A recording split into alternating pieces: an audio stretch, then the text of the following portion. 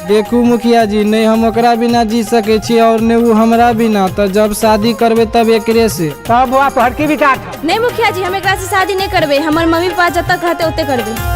प्यार करने वालों अब हो जाओ सावधान, क्योंकि लड़कियां कब अपने वादे वचन और क्रिया कसम से मुकर जाए इसका कोई भी गारंटी नहीं होता। जिसका उदाहरण आप लोग देख सकते हैं। मिथिलांचल के वायरल कॉमेडियन कृष्णा यादव का एक एल्बम आया हुआ है जिसका नाम है कलंक।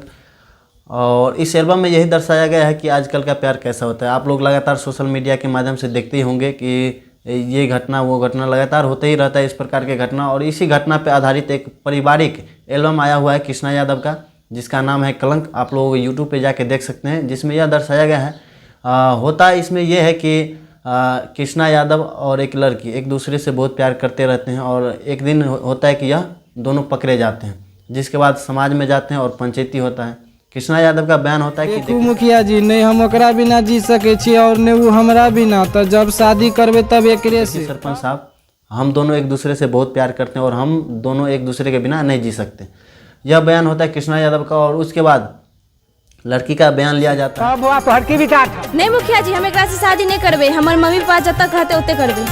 लड़की क्या होता है कि अपने बयान से मुकर जाते हैं और लड़की बोलता है कि हमारे मम्मी पापा जहाँ कर देंगे वहाँ हम खुशी खुशी से शादी कर लेंगे। और इतना बयान देने के बाद जो होता है कि पंचायती समाप्त हो जाती है। घर में लात नहीं दे सके छी, ऐसे तो हमरा दोनों के लिए मर गया।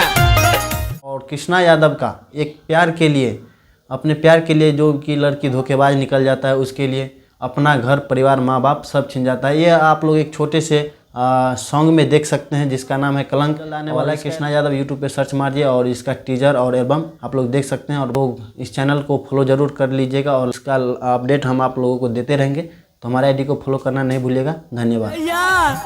तुम्हारे मम्मी पापा